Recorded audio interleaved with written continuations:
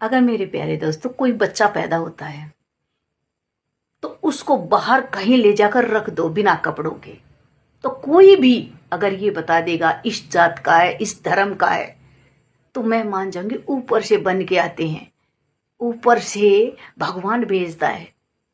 कोई भी नहीं पहचान पाएगा क्योंकि किस धर्म का किस जात का है।